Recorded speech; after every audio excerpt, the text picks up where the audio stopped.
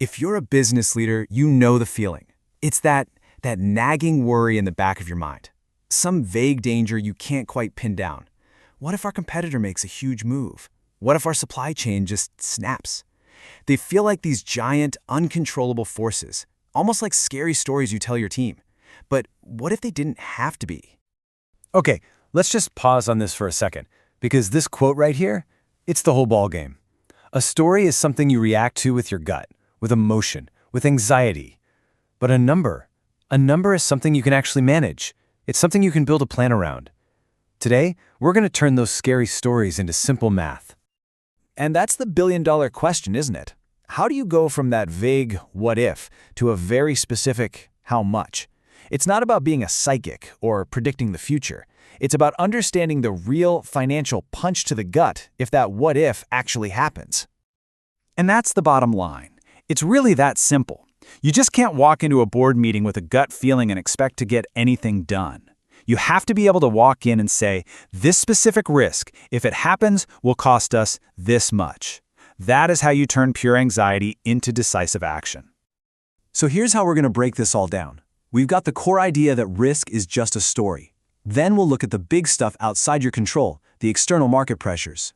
After that, we'll look inside at internal operational faults. Then we'll check the health of your financial foundation. And finally, we'll look at what's really on the line, your long-term value. All right, first up, external market pressures. You can think of these as the big waves hitting the side of your ship. They're the economic winds, the competitive storms, all the stuff you have to navigate, whether you like it or not. And look, you can't stop a recession from happening, you can't prevent a brilliant new competitor from popping up, but what you can do 100% is measure their potential financial damage. The trick is just knowing where to look on your financial statements. This is a perfect example. A new competitor enters the market. That's not just a strategic headache, it's a direct financial threat. Suddenly, you're in a price war. And where does that show up? Right there, squeezing your gross margin. You can actually see and measure that number shrink. And you see this pattern again and again. The whole market takes a downturn, that hits your top-line revenue. The price of your raw materials goes wild, that dings your EBITDA, your core profitability. Economic uncertainty makes everything feel riskier, which lowers your company's entire valuation. Every single external story has a financial address.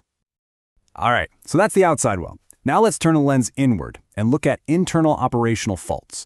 These are the risks that come from inside your own company, the cracks that start to show in your processes, your systems, and your people. I mean, think about it this way. Messing up on some regulation isn't just about getting the paperwork wrong. Nope. It comes with a very real and often very painful price tag. It's literally a bill you have to pay. And boom, here it is in black and white. A single compliance slip-up could mean a $1.5 million fine that comes directly out of your net profit. It's a clean, brutal, and totally quantifiable hit to your bottom line. Or what about this? Your key supplier suddenly goes out of business. That's not just a logistical nightmare. You're probably going to have to pay more for materials from someone else, which drives up your cost of goods sold. Your production line might even stop. Both of those things just hammer your gross margin. And this logic just keeps popping up everywhere. Is your product quality slipping? Well, that means more returns, and that hits your costs and your profits. Getting hit with a cyber attack isn't just an IT problem. It's a huge EBITDA problem when your entire operation grinds to a halt. Every single internal fault is a leak somewhere in your financial plumbing. Okay, let's move on to the engine room of the business, your financial foundation. These are the risks that are tied directly to how money flows in and out of your business, the core numbers that really tell you if your company is healthy or not. So here's something that's absolutely crucial to get. Some risks have more leverage than others. And pricing? Oh man, it's one of the fastest ways to absolutely destroy your profit. A 1% drop in your price, if your costs stay the same, falls straight to the bottom line. It's an incredibly sensitive lever. Then there's liquidity, which is just a fancy way of saying the cash you have on hand to run the business. If you don't have enough, it doesn't matter how profitable you are on paper. You can't pay your employees, you can't pay your bills. This risk directly crushes your free cash flow and threatens your very solvency, your ability to even stay in business. And the list of threats here goes on. Higher interest rates make it more expensive to borrow money, making your company less valuable. Clients who pay you late, that stretches out how long it takes to turn your work into cash, tying up money you desperately need. All these financial risks have very specific, very measurable consequences. Okay, for our last section, let's zoom all the way out.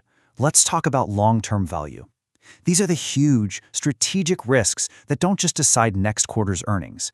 They decide if you'll even be a relevant company 10 years from now. This chart says it all, really. If you stop innovating, you're actively making a choice to have lower revenues in the future. It's so clear here.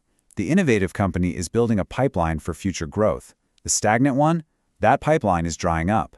And that directly impacts your company's valuation right now. What about a weak strategy? It sounds so fuzzy, right?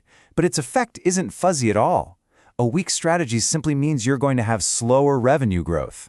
And where do we see that? Right in your financial forecasts and your discounted cash flow models, the very tools used to figure out what your company is worth.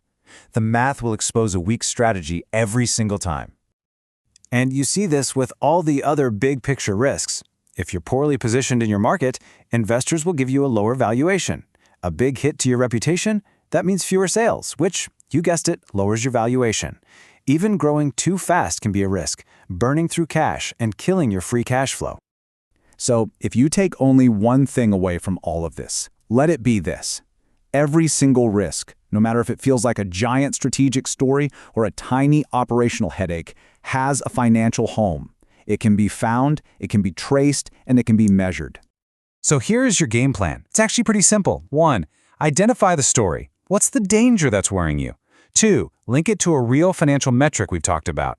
Gross margin, EBITDA, whatever it is. 3. Do the work. Quantify the potential hit. And then, and only then, can you do step 4, make a truly informed, data-driven decision. So I'll leave you with this question. I want you to think about your own company right now. What's the biggest, the vaguest, the most dangerous story that's keeping you up at night?